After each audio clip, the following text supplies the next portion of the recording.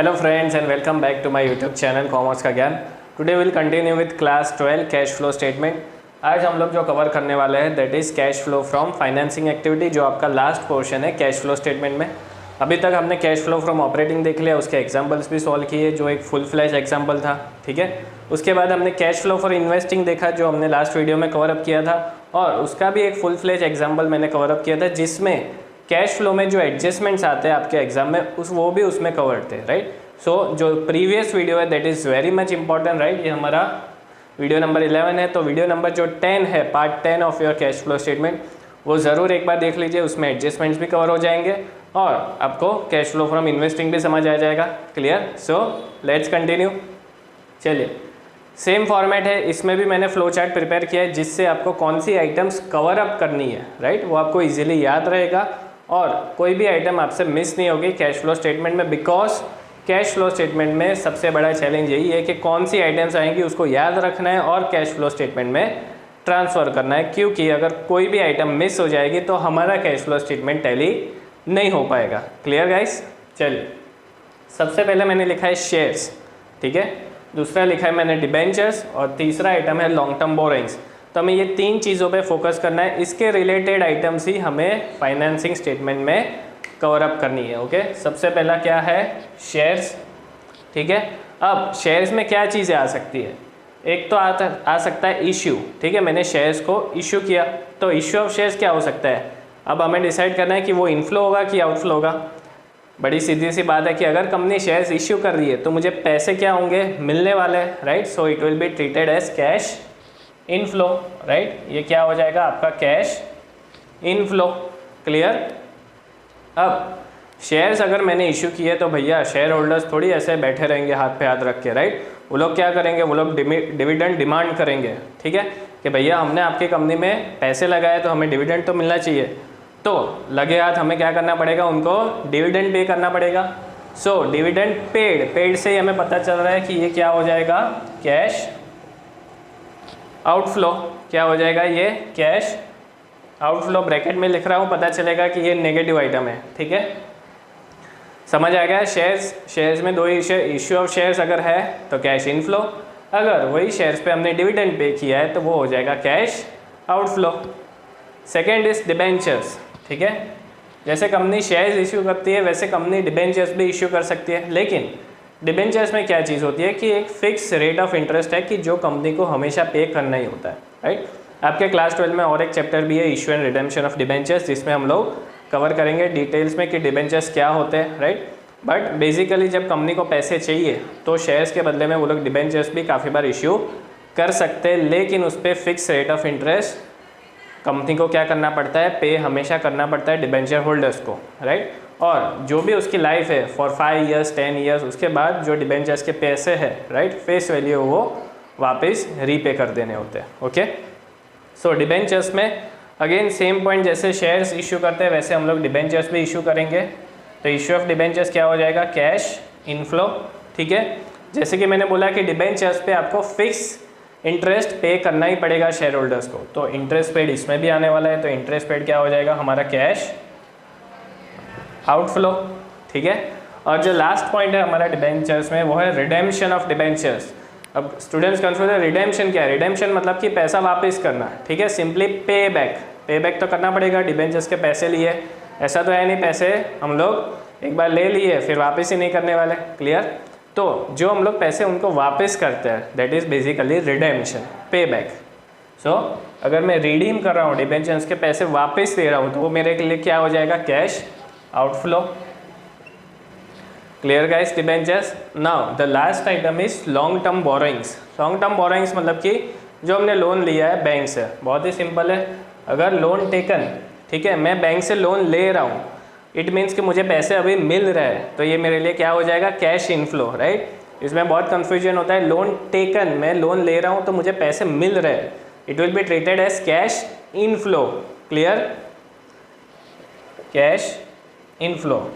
Students ऐसे analyse करते हैं कि भैया ये तो हमारा लॉस है, हम लोग लोन ले रहे हैं, हमारी लायबिलिटी है, दैट इज़ फाइन, लेकिन कैश फ्लो स्टेटमेंट में मुझे क्या एनालाइज करना है कि भैया वो इनफ्लो है कि आउटफ्लो है। तो अगर मैं लोन ले रहा हूँ तो मुझे पैसे मिल रहे हैं, then simply it is treated as cash inflow. Again loan पे भी आपको इंटरेस्ट तो पे करना पड़ेगा, ठीक है, इंटरेस्ट फ्री लोन तो मिलने नहीं वाला, so interest paid is again your cash outflow, ठीक है। And last is repayment of loan. जैसे डिबेंचर्स के पैसे हम लोग रिडेम्पशन लिखते हैं, ठीक है, रिडेम्पशन ऑफ डिबेंचर्स, वैसे ही लोन का हम लोग क्या लिखेंगे, रीपेमेंट। मुझे लोन के पैसे बैंक को वापस तो करने पड़ेंगे, right. So repayment of loan is again cash outflow. So this are the items which are covered under cash flow from financing activity. सबसे पहला शेयर्स, शेयर्स में issue of shares cash inflow है, dividend अगर pay किया है तो cash outflow है। Then you have debentures, अगर डिबेंचर्स इश्यू किए तो कैश इनफ्लो, अगर डिबेंचर्स पे इंटरेस्ट पे किया तो कैश आउटफ्लो, और डिबेंचर्स के पूरे पैसे वापस कर दिए, redemption of debentures, then again it is your cash outflow. And the last item is long term borrowings. Long term borrowings में अगर हमने लोन लिया है तो पैसे आ रहे हैं, so it is your cash inflow. वही लोन पे हमने इंटरेस्ट पे किया तो cash outflow. And last repayment of loan, ठीक है, हमने लोन के पैसे वापस कर दिए, so that is also cash outflow. Clear guys, right. So this is your cash flow from financing activities. ये फ्लो चार्ट आपके नोटबुक में ज़रूर नोट कर लीजिए, ये आपको एग्जाम के वक्त रिवीजन के लिए भी बहुत काम आने वाला है। चलिए, और कुछ इंपॉर्टेंट पॉइंट्स है जो हमें फाइनेंसिंग एक्टिविटी में कवर करने हैं। जैसे कि सबसे पहले हमने डिस्कस किया कि भाई हमने डिविडेंड पे किया, right, dividend paid on shares. तो डिविडेंड अब आपको एग्जाम्पल में फाइनल डिविडेंड लिखा हो, इंटरिम डिविडेंड लिखा हो, तो वो सारे डिविडेंड आपको कवर करने हैं and it will be treated as cash outflow, ठीक है। डिविडेंड में फाइनल डिविडेंड भी दे सकते हैं एग्जाम में, और इंटरिम डिविडेंड भी दे सकते हैं, right. It will be mention by interim dividend paid और फाइनल डिविडेंड पेड, ठीक है। दोनों डिविडेंड हमें प्लस करके आपको cash flow from financing activity में दिखाना है, ठीक है। दूसरा एक पॉइंट होता है जो हमने शेयर्स इश्यू किए, ठीक है, इश्यू ऑफ शेयर्स। अब इश्यू ऑफ शेयर्स हम लोग काफ़ी बार प्रीमियम पे इश्यू करते हैं, ठीक है। जिन लोगों ने ऑलरेडी वो चैप्टर पढ़ा होगा इश्यू ऑफ शेयर्स वाला, उनको पता होगा कि प्रीमियम क्या होता है। अगर नहीं पता है तो समझ लीजिए, मान लो मेरे जो कंपनी का शेयर है वो 100 रुपये का है, ठीक है। अब मेरी कंपनी की गुडविल बहुत ही अच्छी है, मुझे पता है कि मेरे कंपनी के शेयर्स तो सारे लोग परचेस करने ही वाले हैं, ठीक है। तो मैं क्या करूँगा, 100 रुपये का शेयर है वो मार्केट में 120 रुपये में दूंगा, ठीक है। जो 100 रुपये का शेयर है वो मार्केट में मैं कितने में इश्यू कर रहा हूँ, this is basically my issue price, और इसको हम लोग बोलते हैं फेस वैल्यू। क्या बोलते हैं, face value. This is your issue price. तो 100 रुपये का शेयर मैंने 120 रुपये में बेचा, जो 20 रुपीज़ है that is basically my premium amount. वो क्या है, शेयर्स इश्यूड एट प्रीमियम।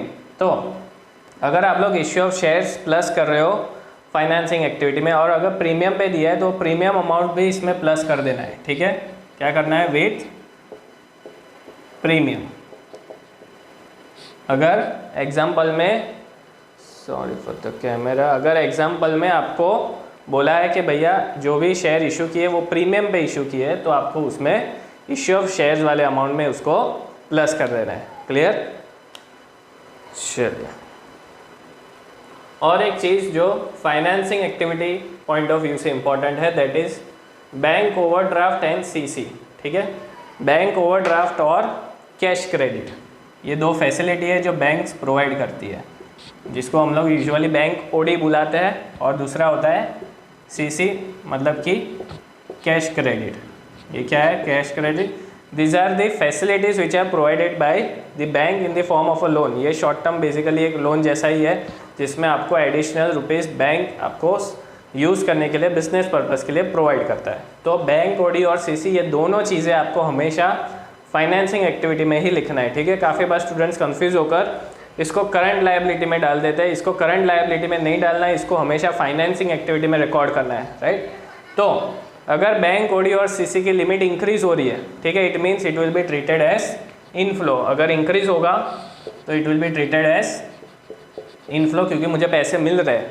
और अगर बैंक ओडी और सीसी डिक्रीज हो रहे हैं, right, then it will be treated as cash outflow. तो ये सारे पॉइंट्स है कि जो आपको फाइनेंसिंग एक्टिविटी के लिए इंपॉर्टेंट है और उसमें कवर भी करना है, ओके।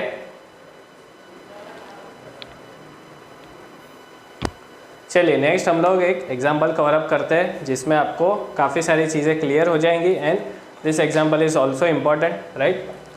अब इक्विटी शेयर कैपिटल दिया है, जैसे कि मैंने बोला था कि हमें डिफरेंस अमाउंट लेना पड़ेगा। सो 31 मार्च 2019 का दिया, 31 मार्च 2018। So previous year and current year दोनों का आपको डेटा दिया है। 10% डिबेंचर्स, सिक्योरिटी प्रीमियम रिजर्व। अभी मैंने समझाया था कि सिक्योरिटी प्रीमियम रिजर्व क्या होता है, जो भी शेयर्स हमने प्रीमियम पे इशू किए, मतलब कि फेस वैल्यू से ज़्यादा के प्राइस में इशू किए, that is basically my security premium reserve. Bank overdraft and interest on bank overdraft. अब cash flow from financing activity prepare करते हैं, ठीक है। सबसे पहले हमें देखना है equity share capital. Equity share capital क्या हुआ, पहले कितना था 4 लाख रुपीज़, अब कितना हो गया 5 लाख रुपीज़, ठीक है। मतलब कि इंक्रीज़ हो रहा है, इंक्रीज़ हो रहा है मतलब कि क्या हुआ, मुझे पैसे मिले। तो हमें पैसे कब मिलेंगे, when it is issue of share capital, ठीक है। तो यहाँ पे हमें लिखना है issue of share capital, clear. अब यहाँ पे आपका एक पॉइंट क्या है, सिक्योरिटी प्रीमियम रिजर्व, राइट। पहले इतना बैलेंस था 40,000, अब उसका बैलेंस हो गया 50,000, मतलब कि 10,000 रुपये से उसका बैलेंस इंक्रीज हो रहा है। इट मीन्स जो मैंने शेयर इश्यू किए वो मैंने प्रीमियम पे इशू किया है, ठीक है। क्या किया है, मैंने प्रीमियम के साथ उसको इशू किया है, क्योंकि मेरी कंपनी बहुत अच्छी है, मेरी गुडविल बहुत अच्छी है, और इसलिए मैंने क्या किया, फेस वैल्यू से ज़्यादा पे बेचा है, राइट। तो इश्यू ऑफ शेयर कैपिटल हम लोग क्या कर लेंगे, विथ प्रीमियम। क्या कर लेंगे यहाँ पे, with premium, right. Equity share capital का कितना था अमाउंट, 4 लाख था, 5 लाख हुआ, मतलब कि 1 लाख रुपए, और प्रीमियम का पैसा कितना है 10,000 रुपये। तो टोटल आपको यहाँ पे लिख देना है 1,10,000। ये आपका हो गया issue of share capital with premium. अगर यहाँ पे आपको प्रीमियम याद नहीं रहता ऐड करना, तो आप लोग अलग से उसको मेंशन कर सकते हैं, कोई टेंशन नहीं है, आपको मार्क्स मिलेंगे, ठीक है। उसके बाद है बैंक ओवरड्राफ्ट। अब बैंक ओवरड्राफ्ट क्या हो रहा है, 1.5 लाख रुपये था 2 लाख रुपये हो गया, मतलब कि इसका बैलेंस इंक्रीज हुआ। सो इट मीन्स के आपको बैंक ने ज़्यादा फैसिलिटी दिया है, it is a type of loan, short term loan है, तो आपको ये क्रेडिट फैसिलिटी मिल रही है, मतलब कि 50,000 रुपये आपको ज़्यादा मिले, राइट। तो अगर पैसे मिल रहे हैं then it will be treated as cash inflow. क्या हो जाएगा वो, कैश इनफ्लो, ठीक है। So increase in bank overdraft, ठीक है। इंक्रीज इन बैंक ओवरड्राफ्ट कितना डिफरेंस है, 1.5 लाख था 2 लाख रुपए हो गया, मतलब कि 50,000, क्लियर। चलिए नेक्स्ट जो हमारा पॉइंट है, interest paid on bank overdraft, ठीक है। इंटरेस्ट हमने कितना था 10,000 था, 15,000, राइट, मतलब कि इंक्रीज हो रहा है। तो यहाँ पे मुझे पूरा 15,000 दिखाना है एज कैश आउटफ्लो, ठीक है। ये बहुत ही इंपॉर्टेंट पॉइंट है, इसमें आपको पूरा 15,000 दिखाना है, इसमें आपको डिफरेंस अमाउंट नहीं लेना है, क्योंकि जो इंटरेस्ट होता है वो हमने टोटल पे किया होता है, राइट। मैंने पूरा 15,000 पे किया होगा, ठीक है, ना कि 5,000 का डिफरेंस। तो हमेशा याद रखो, जो भी इंटरेस्ट ले रहे हो बैंक ओडी पे या तो सीसी पे, उसको टोटल अमाउंट लेना है। और एडिशनल इन्फॉर्मेशन में मुझे दिया है इंटरेस्ट पेड ऑन डिबेंचर्स। क्या दिया है, interest paid on debentures 10,000 rupees. तो वो 10,000 रुपीज़ मुझे क्या करना है, कैश आउटफ्लो में नेगेटिव में दिखा देना है। बस इतनी आइटम्स है, इसका टोटल करो, आपका कितना आंसर हो रहा है, इट विल बी 85,000। ये आपका हो जाएगा cash flow from financing activities. ये क्या हो जाएगा आपका, cash flow from financing activities. Clear guys, इस तरह से आपको एग्जांपल सॉल्व करना है। इसमें इंपॉर्टेंट पॉइंट कौन सा था, मैं यहाँ पे टिक कर रहा हूँ, बैंक ओवरड्राफ्ट वाला, क्योंकि उसमें मुझे पूरा इंटरेस्ट चार्ज करना पड़ेगा, ठीक है। Sorry, bank overdraft, interest on bank overdraft पूरा 15,000 अमाउंट है, वो मैंने यहाँ पे माइनस किया है, उसमें डिफरेंस अमाउंट नहीं लेना है, पूरा इंटरेस्ट हम लोग माइनस करेंगे, और वो भी कौन सा, करंट ईयर का, क्योंकि हम लोग जो कैश फ्लो स्टेटमेंट है वो 31 मार्च 2019 का प्रिपेयर कर रहे हैं। ओके, सो प्लस माइनस कर दो amount and this is your final answer. I hope guys you are clear with the cash flow from financing activity. हम लोगों ने तीनों टाइप कवर कर लिए, cash flow from operating, investing, और आज का था हमारा फाइनेंसिंग एक्टिविटीज़। ओके, अब नेक्स्ट वीडियो में हम लोग पूरा एक फुल फ्लेज एग्जाम्पल देखेंगे जो इंपॉर्टेंट है और जो पास्ट सीबीएसई क्वेश्चन में आ चुके हैं। ओके, वो क्वेश्चन से आपको पूरा आइडिया आएगा कि कैसे पूरा कैश फ्लो स्टेटमेंट आपको प्रिपेयर करना है और उसको टैली भी करना है। ओके, टिल देन वीडियो को ज़रूर लाइक करें, शेयर करें और कमेंट बॉक्स में कमेंट करना, राइट। Thank you.